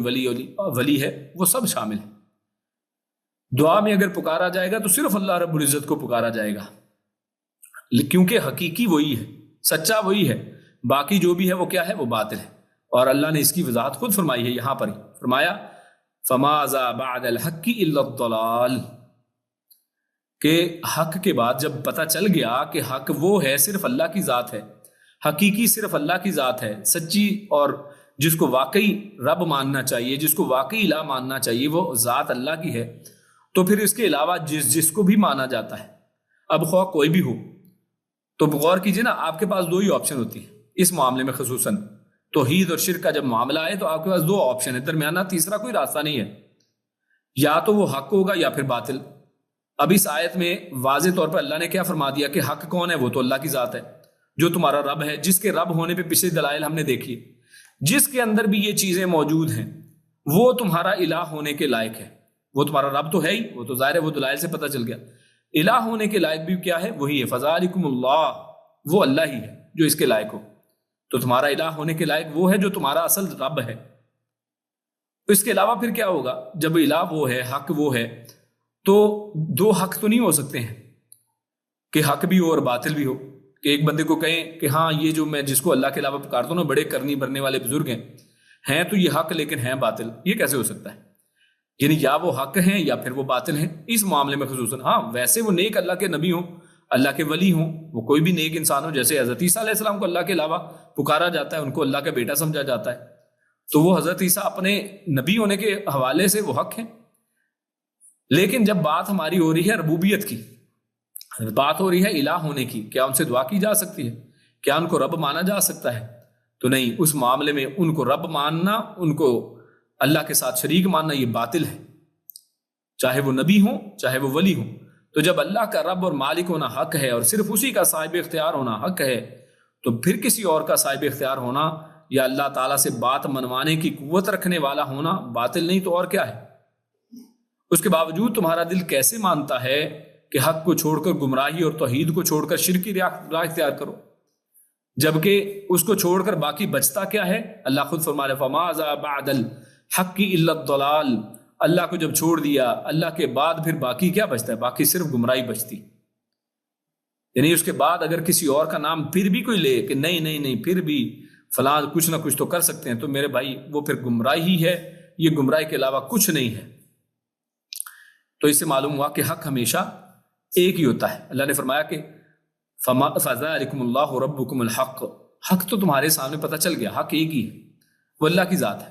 اور اس کے علاوہ جو کچھ بھی ہے وہ باطل ہے۔ فَمَاذَا بَعْدَ الْحَقِّ إِلَّا الضَّلَالُ، حق کے بعد جو کچھ بھی ہے وہ باطل ہے۔ تو یہ بات کہ جو جہاں لگا ہوا ہے لگا رہنے دو، یہ کہتے ہیں نا، آپ سنتے ہیں، بلکہ ہم کہتے بھی ہیں کئی دفعہ ہم میں سے بعض نے صرف سنا ہوگا، بعض نے کہا بھی ہوگا کہ جناب جو جہاں پہ لگا ہے اس کو رہنے دیں، سب ٹھیک ہیں، یہ سارے فرقے ٹھیک ہیں۔ میرے بھائی رسول اللہ صلی اللہ علیہ وسلم نے پھر وہ کیوں کہا تھا؟ اللہ کے نبی نے فرمایا کہ 73 فرقے ہوں گے، ان میں سے ایک جو ہے وہ اللہ رب العزت کے ہاں وہ نجات والا ہوگا، اور اس کی پھر اللہ کے نبی صلی اللہ علیہ وسلم نے اس کی صفات بیان کی۔ پوچھا گیا نا پھر وہ کون سا ہوگا، صحابہ کرام میں یہ تجسس پیدا ہوا کہ پھر وہ کون سا ہوگا، کہ اتنے فرق پیدا ہو جائیں گے، لوگ بٹ جائیں گے، فرقے سے مراد نہیں بٹ جائیں گے، رائے حق سے ہٹ جائیں گے، تو ان میں سے پھر صحیح والا کون سا ہوگا؟ تو اللہ کے نبی صلی اللہ علیہ وسلم نے فرمایا کہ جس پر آج میں اور میرے صحابہ ہیں نا، آج میں اور صحابہ کی جماعت جس کے اوپر ہے وہ اصل میں بچنے والی چیز، وہ نجات والا گروہ۔ اور اسی طرح سورۃ النساء آیت نمبر 59 کے اندر اللہ رب العزت نے کیا فرمایا تھا کہ جب بھی یعنی تمہاری اطاعت کرنا کس کے اوپر ہے، یعنی یا ایھا الذین آمنوا اطیعوا اللہ واطیعوا الرسول واولی الامر منکم، اے اللہ کے اے مومنو تم اللہ اور اس کے رسول کی اطاعت کرو، اور ساتھ فرمایا واولی الامر منکم، اور تم میں جو اولو الامر ہیں یعنی تمہارے جو حکمران ہیں ان کی بھی اطاعت کرو۔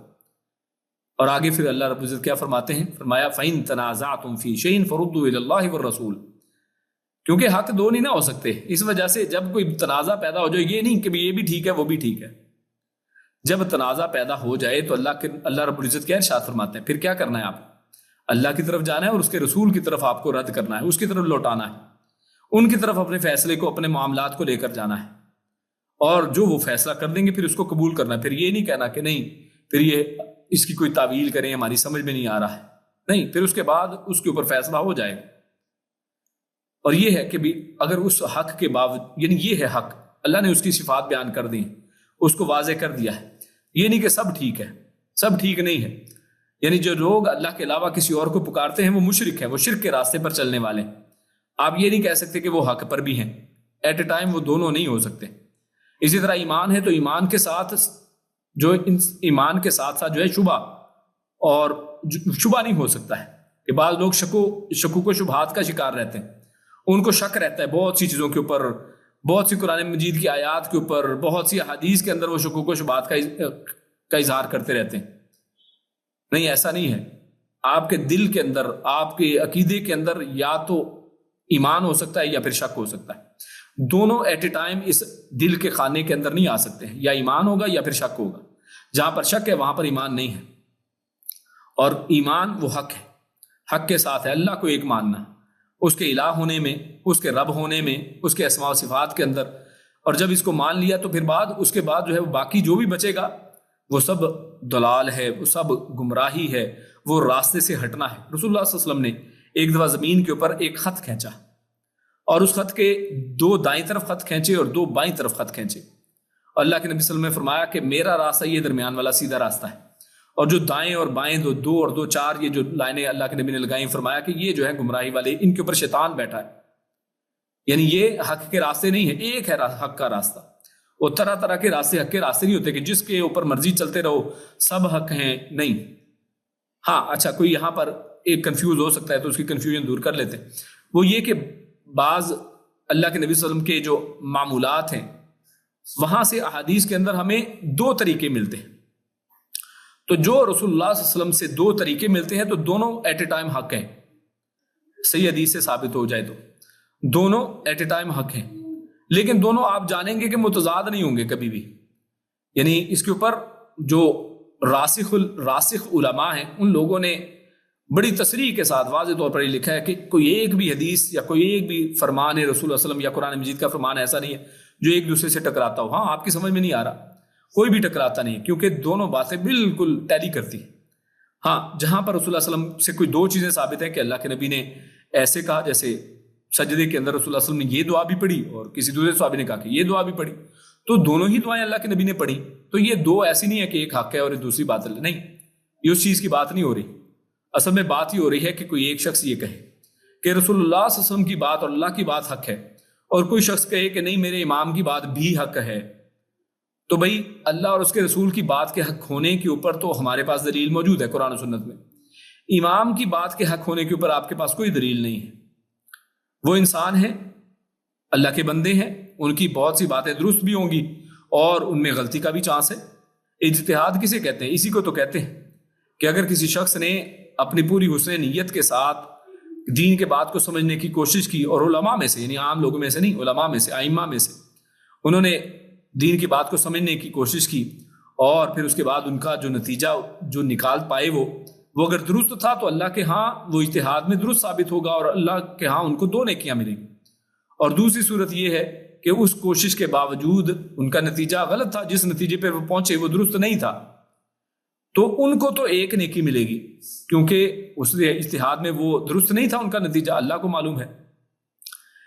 ان کو 1 نیکی ملے گی۔ تو یہ یعنی یہ نہیں ہے کہ دونوں ایٹ اے ٹائم درست ہیں، ایسا نہیں کہا جاتا۔ کہا جاتا ہے ان سے اجتہادی طور پر یہ درست بات ثابت ہوئی اور ان سے غلط اجتہاد ہو گیا، اجتہاد میں غلطی لگ گئی، تو اس میں اجتہاد کو آپ غلط کہیں گے کہ یہ اجتہاد غلط ہے۔ اور یہ نہیں ہوگا کہ نہیں کیونکہ ہم اس امام کو مانتے ہیں تو لہٰذا ہمیں ہر صورت میں ان کے اجتہاد کو ماننا ہی ہے، چاہے قرآن و سنت کے خلاف اور غلطی کیوں نہ ہو۔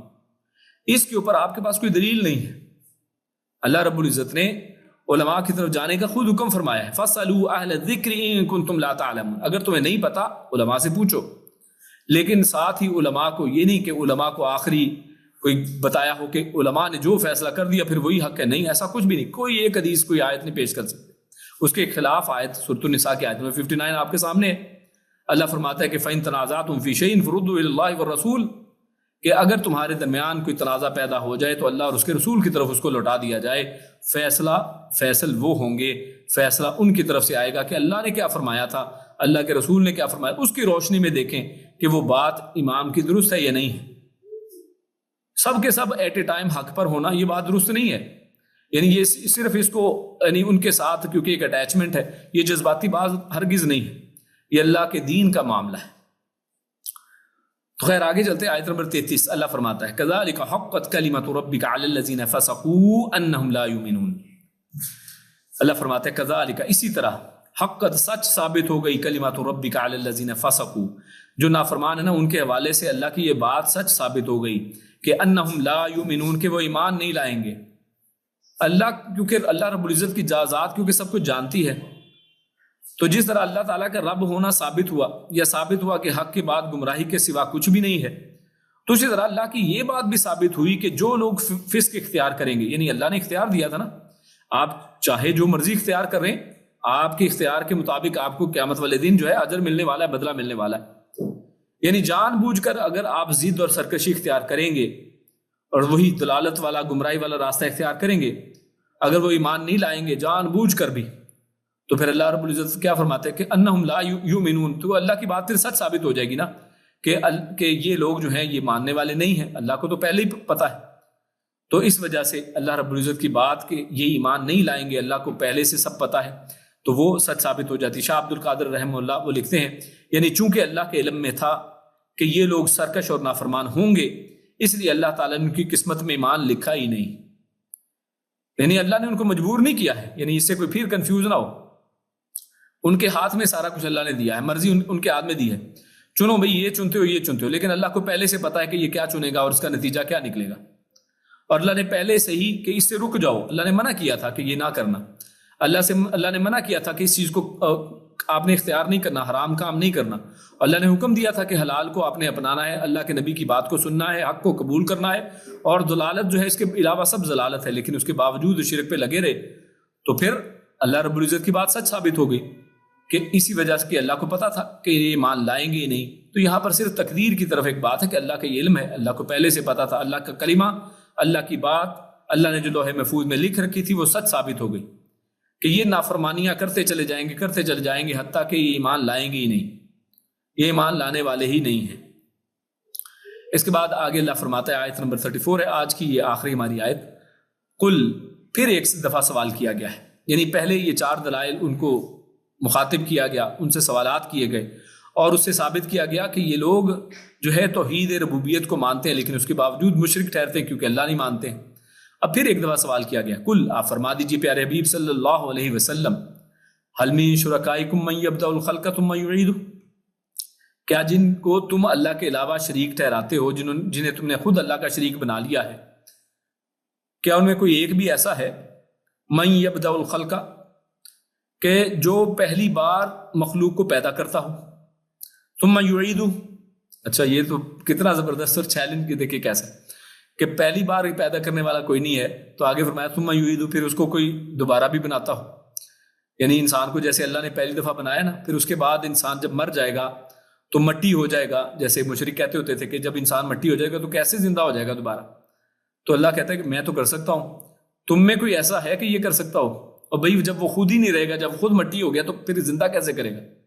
یعنی یہ دیکھیے سوال ہی ایسا زبردست ہے کہ اس کا کوئی جواب ہی نہیں ہے، یہ لاجواب کرنے والا سوال ہے. تو یہاں پر دو الفاظ ہیں ان کے حوالے سے. ایک لفظ پہلے افکن کا لفظ جو ہے، تو افک اصل میں کسے کہتے ہیں؟ جیسے ایک واقعہ افک بھی معروف ہے سورۃ النور کے اندر جس کا ذکر آئے گا آگے. تو افک یہ وہی لفظ ہے یہاں پر تؤفکون کے اندر آیا ہے، جو آخر ہے نا فأنا تؤفکون، تو پھر تم کہاں بہکائے جاتے ہو. تو افک کا معنی ہے کسی کو کسی چیز سے پھیر دینا یا ہٹا دینا. کسی چیز کو کسی چیز سے جب پھیر دیا جائے، ہٹا دیا جائے تو اس کو بولتے افک. اسی لیے جھوٹ اور بہتان کو بھی افک کہا جاتا ہے کہ یہ افک ہے اللہ کے اوپر جو انہوں نے گھڑ لیا ہے، اللہ کے اوپر جھوٹ باندھ لیا ہے. کیونکہ اس میں بھی سننے والے کو اصل بات سے اصل میں کیونکہ پھیر دیا جاتا ہے، یعنی اس کو اصل بات سے ہٹا کر کسی دوسری بات کی طرف لگا دیا جاتا ہے، تو اس کو افک کہتے ہیں. تو اللہ فرماتا ہے قل هل من شرکائکم من یبدأ الخلق، یعنی آپ ان سے پوچھیں کہ کیا تمہارا کوئی شریک ایسا ہے جو خلق کو ابتدا کرتا ہو پھر اسے دوبارہ بنائے. جیسا کہ اللہ نے انسان کو مٹی سے، پھر نطفے سے، پھر علقہ سے، پھر مضغہ، اور پھر اللہ نے پوری ایک تفصیل بتائی ہے، تمام منزلیں اس کی. تو اسی طرح ساری مخلوق کی ابتدا اس نے کی اور دوبارہ بھی وہی بنائے گا. جب انسان بالکل ختم ہو جائیں گے، جب ریزہ ہو جائیں گے، تو قیامت والے دن اللہ کیا کرے گا؟ اللہ رب العزت ان کو دوبارہ سے زندہ کر دے گا. ان ریزوں کو اللہ اکٹھا کر دے گا، ان کے اندر دوبارہ جان ڈال دے گا. اور یہ ایسا نہیں کہ صرف قیامت والے دن ہی ہوگا، اللہ نے دنیا میں بھی یہ کر کے دکھایا ہے. سورۃ بقرہ میں ہم یہ پڑھا ہے، جب موسیٰ علیہ السلام کے ساتھ جو لوگ جاتے ہیں کہ ہم بھی اللہ کو دیکھنا چاہتے ہیں، جب وہ کہتے ہیں یہ جسارت کرتے ہیں، تو اللہ رب العزت ایک روشنی کے ذریعے سے ان سب کو مار دیتا ہے. پھر موسیٰ علیہ السلام کے درخواست پر اللہ رب العزت دوبارہ ان کو زندہ کر دیتا. تو اس دنیا میں بھی اللہ یہ کر چکے. پھر اسی طرح سورۃ البقرہ ہی میں عزیر علیہ السلام کا ایک واقعہ، اس کے اندر جب وہ کہتے ہیں کہ اللہ تو دوبارہ کیسے زندہ کرے گا، تو اللہ رب العزت ان کو بھی موت دے دیتے ہیں، اور پھر اس کے بعد ان کو اللہ رب العزت دوبارہ اٹھاتے ہیں کہ کتنی دیر پڑے رہے، تو کہیں گے میں تو 100 سال پڑا رہا یہاں پر. یعنی وہ کہیں گے خود بھی شاید دن کا آدھ کچھ حصہ، لیکن اللہ فرمائے گا کہ تو 100 سال یہاں پر رہے. اور وہ ان کے جانور کو جو گدھا تھا ان کو ان کی آنکھوں کے سامنے ہڈیوں کے اوپر گوشت چڑھے گا اور دوبارہ زندہ کر کے دکھائے گا. اور اسی طرح ابراہیم علیہ السلام کا واقعہ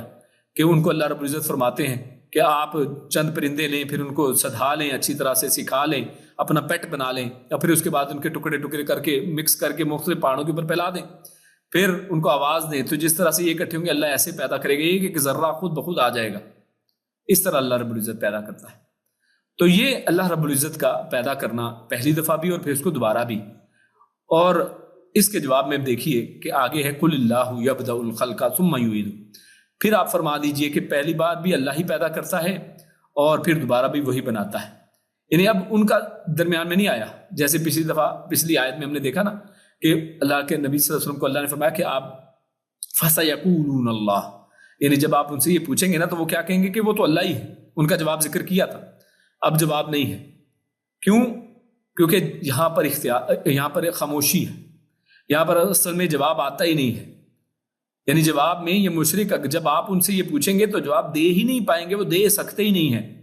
کیونکہ اگر کوئی ایسا شریک ہے تو اس کا پھر نام لینا پھر کون ہے؟ یہ جو لات منات عزا یہ بنا رکھے تھے ان میں سے کون ہے جو یہ کام کر سکتا ہے؟ اب نہ وہ ایسے شریک کا نام لے سکتے ہیں، کیونکہ پہلے ہم نے آیت میں پڑھا نا وہ خود کیا مانتے ہیں کہ یہ سارا کرنے والا تو اللہ ہے. فَسَيَقُولُونَ اللَّهُ، خود ہی تو مانا ہے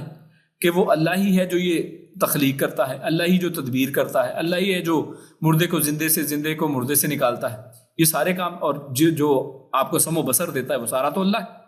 جب ایک دفعہ پہلے مان چکے اب تو پھنس گئے ہیں. اب وہ یہ کہہ نہیں سکتے کیونکہ ورنہ ان کی اپنی بات رد ہو جائے گی، اپنی بات کے اپوزٹ بات کرنی پڑے گی، کیونکہ خود مان چکے ہیں کہ خالق اللہ ہی ہے، اور نہ وہ یہ کہنے کے لیے تیار ہے کہ ہمارے شرکاء میں سے کوئی ایسا نہیں ہے. اب کیونکہ کچھ کہہ سکتے نہیں ہیں اس لیے یعنی اب وہ خاموشی ہی وہ اختیار کرتے ہیں. یہ ان کی یہاں پر بے بسی کا بھی اظہار ہے کہ اور لاجواب ہونے کا بھی اظہار ہے کہ اب وہ لاجواب ہو گئے، اس کا جواب ہے ہی نہیں ان کے پاس. اور جواب اگر دیتے ہیں تو پہلا جواب درست نہیں ہے، اب اگر درست ہے تو پہلے غلط تھا، اور پہلے اگر غلط تھا تو اب کیسے یہ صحیح ہو سکتا ہے. تو قل اللہ یبدأ الخلق، تو اس لیے پیارے نبی صلی اللہ علیہ وسلم اب ان کی طرف سے تو خاموشی، اب آپ پھر خود ہی بتائیں اس کا جواب ہے کیا. تو اب بتا دیجئے کہ اللہ ہے وہ، قل اللہ، وہ اللہ ہی ہے یہ جو پہلی دفعہ پیدا کرتا ہے مخلوق کو اور پھر وہ دوبارہ بناتا ہے اسے. تو جواب جو ہے وہ ہمارے سامنے ہے. فَأَنَّا تُؤْفَكُونَ، جب یہ جواب ہے، جب آپ کے پاس جواب نہیں ہے، اللہ کے نبی نے جواب بتا بھی دیا، تو پھر تُؤْفَكُونَ، پھر تم کہاں بہکائے جاتے ہو. اب غور کیجیے، یہاں پہ یہ نہیں کہا کہ کہاں پر تم بہکے جاتے ہو، بلکہ کہاں پر بہکائے جاتے ہو، یعنی خود تو تمہیں عقل ہے، تم اسی وجہ سے تو خاموش ہو گئے ہو، تو پھر تمہیں کیا چیز ہے جو مجبور کرتی ہے کہ تم جناب بہک جاؤ. یعنی کس چیز کے کہنے کے اوپر تم چل رہے ہو، یعنی ظاہر ہے شیطان کے کہنے کے اوپر اور اپنی انا اور اپنی ضد کے کہنے کے اوپر اصل میں تم آئے، اپنی ضد کے بہکاوے میں تم آ رہے. تم کہاں بہکائے جاتے ہو؟ خود تمہاری عقل ہی مانتی ہے، خود تم مانتے ہو پہلے کہ اللہ پیدا کرنے والا ہے، لیکن اس کے باوجود مان نہیں رہے ہو، تو پھر کہاں بہکائے جاتے ہو. تو یہ تمہارا ایک بہکاوا ہے، یہ ایک جھوٹ ہے، یہ تم خود اصل میں پھیر رہے ہو. اس کا اصل معنی ہم نے ذکر کیا تھا نا، کف کا معنی ہوتا ہے کہ ہٹا دینا، پھیر دینا. یعنی اس سب سچ کے واضح ہو جانے کے بعد سچ کو سائڈ پہ کیسے لگا سکتے ہو، پھر اس کو کیسے تم ہٹا سکتے ہو، اس کو جھوٹ سے تم پھر کیسے بدل سکتے ہو. تو یہ تمہارا جھوٹ سے اس کو بدلنا، یہ سارا بہکاوے میں آ جانا کسی کے بہکائے میں، تو یہ سارا جو ہے واضح ہے کہ تم اصل میں اس سب کو مان کر ڈھیٹ پن کا شکار ہو، سمجھتے ہو لیکن اس کے باوجود مانتے نہیں ہو. تو یہاں پر اللہ رب العزت نے اس دلیل کے ذریعے سے ان کو، مشرکین کو لاجواب کر دیا ہے، ان کے پاس کوئی جواب نہیں ہے. اور یہ آیات ہم سب کے لیے جو ہے لمحہ فکریہ بھی ہیں کہ اللہ رب العزت ہم سب کو بھی اور ہمارے بہن بھائی، ہمارے معاشرے میں جو لوگ ہیں جو شرک کی زندگیاں گزار رہے ہیں، اپنے آپ کو مومن سمجھتے ہیں اور ایسے عقائد رکھتے ہیں، اور ان سب کے لیے سوچنے کی بات ہے، اور ہمارے لیے ایک دعوت ہے کہ ہم ان کے سامنے یہ دین کو رکھیں، دین کے سچے اور ستھرے، صاف اور توحید والے پیغام کو ان کے سامنے واضح پیش کریں کہ جن کو تم نے اللہ کے علاوہ معبود بنا رکھے ہیں، میرے بھائیو، یہ اس کو تو مشرکین مکہ بھی نہیں مانتے تھے، یہ تو عقل کے بالکل خلاف ہے، یہ ایسا ہو کیسے سکتا ہے. لہٰذا اس توحید کے اوپر ہم سب آ جائیں. اللہ رب العزت ہمارا جینا مرنا اس توحید کے اوپر رکھے اور ہم سب کو اللہ رب العزت شرک سے محفوظ فرمائے. اسی پر اپنی بات کو ختم کرتے ہیں. اللہ رب العزت ہمیں نیک عمل اور اچھی سمجھ کی توفیق عطا فرمائے. سبحان ربک رب العزت عما یصفون وسلام علی المرسلین والحمد للہ رب العالمین. جزاکم اللہ خیر و بارک اللہ فیکم. السلام علیکم ورحمۃ اللہ وبرکاتہ. ہمارے کچھ سوالات ہیں اس حوالے سے تاکہ ریویژن ہو جائے. تو پہلا سوال ہے وَهُنَالِكَ تَبْلُو كُلُّ نَفْسٍ. تو پہلی آیت آج ہم نے جو پڑھی، آیت نمبر 30. تو اس دن انسان کیا جانچ لے گا، کس طرف اشارہ ہے، یہ کس چیز کی طرف اشارہ ہے. اس طرح آیت آئی وَرُدُّوا إِلَى اللَّهِ مَوْلَاهُمُ الْحَقِّ، کہ اگر اللہ ہی حقیقی مولا ہے تو باقی پھر کیا ہے. پھر سوال ہے وَضَلَّ عَنْهُمْ مَا كَانُوا يَفْتَرُونَ، تو اس دن مشرکوں سے کون گم ہو جائے گا. پھر سوال ہے کل من یرزقکم، یہ آیت پوری آگے چلتی ہے. تو اس آیت میں توحید کے کتنے دلائل بیان کیے گئے. اور پھر سوال ہے فَسَيَقُولُونَ اللَّهُ، مشرکین مکہ نے توحید کے ان سوالات پر کیا جواب دیا. اور سوال ہے کل من یرزقکم میں، تو یہ آیت توحید کی کون سی قسم پر دلالت کرتی، یعنی اس آیت میں توحید کی کون سی قسم بیان کی گئی. اور اگلا سوال ہے فَذَلِكُمُ اللَّهُ رَبُّكُمُ الْحَقُّ، جب اللہ حق ہے تو جنہیں اللہ کے ساتھ شریک کیا جاتا ہے وہ پھر کیا ہوئے. فَمَاذَا بَعْدَ الْحَقِّ إِلَّا الضَّلَالُ، تو حق کے بعد پھر باقی کیا بچتا ہے. تو فکون کا جو لفظ آیا ہے آخری آیت میں، تو افکن کا معنی ہم نے بیان کیا تھا، وہ کیا معنی اور مفہوم ہے. قل هل من شرکائکم من یبدأ الخلق، یہ آخری آیت میں اللہ رب العزت نے ایک سوال کیا. تو اس سوال پر مشرکین کا کیا جواب تھا.